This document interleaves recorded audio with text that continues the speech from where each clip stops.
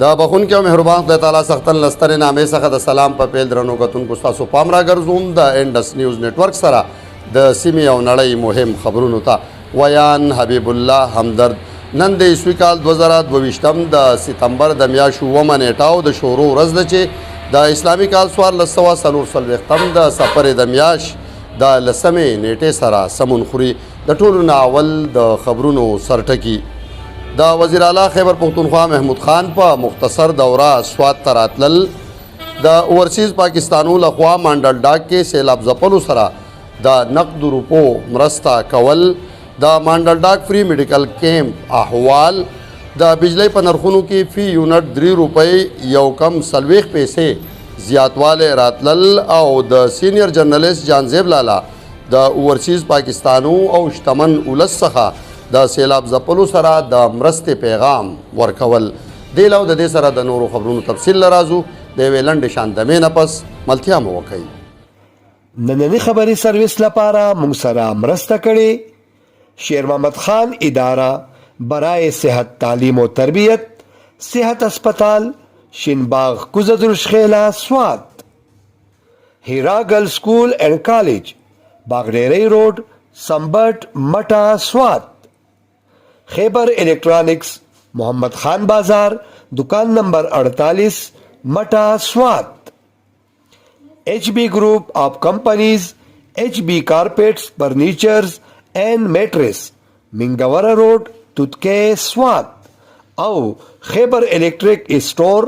محمد خان بازار مٹا سوات.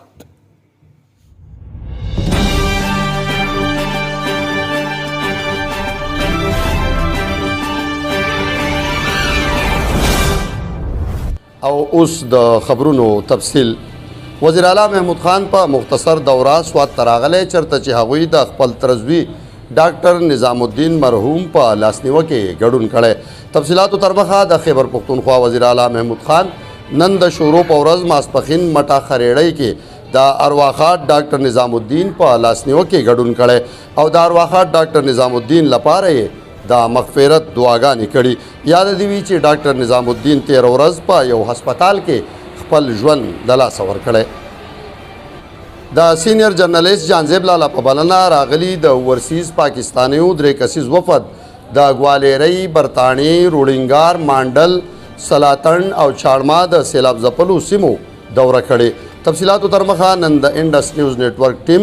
او سینیر جرنالیست جهانزیب لالا د اوورسیز پاکستانیو د وفد په ملګرتیا کې د سیلاب ځپلو سیمو خصوصي دوره کړې، چرته چې هغوی په سیلاب ځپلو کې نقدي روپۍ هم تقسیم کړي.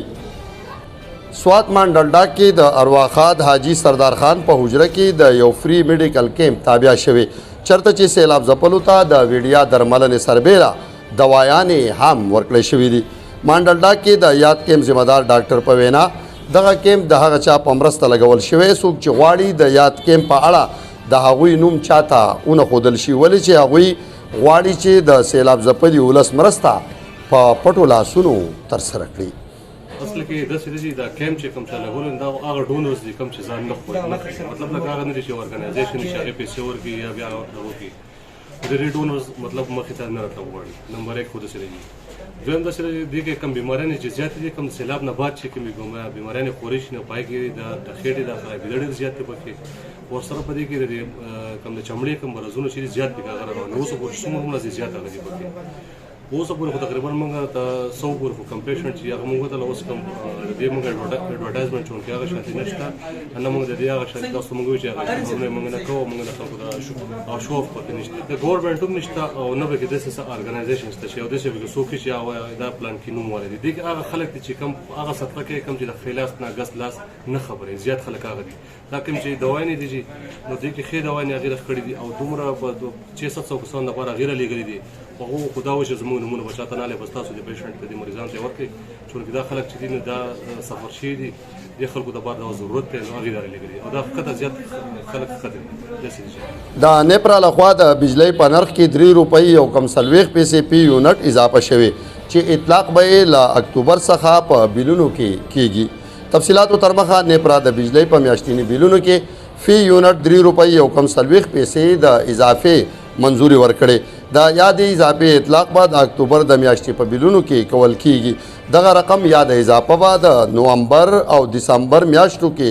هم برقرار ساتلی کیږي. بلخوا د سوات ولس د بجلی بلونو کې یا د اضافه په سختو ټکو غندلې او ویلي چې دغه اضافه د سیلاب وهلي ولس سره په ډاګه زیاتی دی. ډېر حد ظلم شروع دی کاغه هر یو حکومت دی او خاص کر زمونږ د وفاق حکومت د دې خلکو سره ډېر زیات ظلم شروع کړلی او د دې خلکو نه یو دوه خطا دي چې څه چلو هر ورځ هر شیز ګران او بجلی خو په هر دویم ورځ باندې 2 روپۍ 3 روپۍ یونټ ګرانۍ او دا د سوات خلک دی سیلاب وهلي هر قسم دغه وهلي بلکې په پوره ملک کې په کار وفاق حکومت له دا د چې یاره ریلیف ورکړی وی د بلونه یې معاف کړل وی بجای د دې چې دو په سوشل میډیا باندې هر ورځ دا بیانونه دي چې یاره ټیکس د 300 یونټ نه چې چا سیوا دی به نه دغه کېږي. خو دا هسې تشې دعوې دي هسې تشې خبرې دي. مونږ پرون بیل خپل دغه کړلی باقاعدې زمونږ نه پکې د ټیکس پیسې اخیستې دي او هغو دا مونږ ته وایي چې مونږ ته څه نوټیفیکیشن حکومت نه دی راغلی چې ټیکس په معاف شي او هر ورځ او دو دا عقیدې د قسم په خدای د ظلم انتها ده. د خلک چې کوم دی په خودکشیانو مجبوره شوي دي. خلک چې کوم دی په هر قسمه څو په غلا باندې دغه نه کوي دا د دو د وجې او لکه دا غریب سم تباه کو. په پاکستان کې داسې یو شیز لا موږ چې پیدا شو دغه وخت نه واله دې وخته پورې موږ لا څه نه لیدلي چې دا شیز ارزان شوی دی او کوم حکومت چې برابر و دا ټول خلک په خوشحاله او مطمئن وو دغه حکومت تللی دی او بقایا د موجوده حکومت چې دی دا موږ نه تسلیموو او نه یې دغه کوو هغوی چې څه کوي د هغو مرضي ده خوښه د هغو موږ په دې کې څه نه شو ویل هغوی څونه ګرانۍ او مخکې به ګرځېدو به ګرانۍ په دغه باندې اوس څوک راوځي که نه او میډیا والا څه شو خلک څه شو چې مهنګایي خلاف پروتو اوس د امپورټ حکومتو خلاف دې راوځي که نه هېڅوک نه راوځي. وروره دا بجلی چې په موږ باندې وفاقي حکومت ګرانه کړه نو د دې په اړه به موږ دا ووایو چې دا ډېر زیاتې وکړو زموږ سره ځکه چې زموږ علاقه سیلاب ځپلې ده او په دې علاقه کې اوس په دې وخت کې په دې وخت باندې او په دې موقع په موږ باندې دا ګراني ډېره بوج ده ځکه چې از زموږ دا حالات دي او د دې حالاتو ته چې تاسو وګورئ لکه د بجلی دا بم چې را باندې راوغورځېده نو دا انتهایي په هغې باندې نور هم یو غټ زیاتی شو. حکومت له پکار دي زموږ سره تعاون وکړي او دومره تعاون وکړي چې موږ ته کمی نه نور لکه زیاتې خو راته بالکل نه. هم د سوات دا خلک چې دی دا خو ځپلی شوي خلک دی سیلابونه پې مرلو بل دا حکومت پې داسې حکومت راغی چې لکه که ته د بجلی بل ته وګورې دا اوس په ما پسې په خپله باندې د دې دوکان تا ته به ښکاري کیمرمین ته دې ووایه چې په دې کیمره کې راولي 23,000 روپۍ به ما پسې بل راغلی په دې پسې زما خیال دی چې 11,000 روپۍ به دې پسې ټیکس راغلی که نه داسې د دوکانونو کرایه نه شي خرڅ خوراک شي نو دا کوم حکومت چې دی موږ د دې نه ډېر زیات تنګ شوي یو دا د دوک شی نه دی زور سړي ته دې په حواله کې برات خان ته هغه په حکومت کې موږ خوشحاله مو مطمئنه مو ذهني سکون راته مو د کاروبار سکون راته مو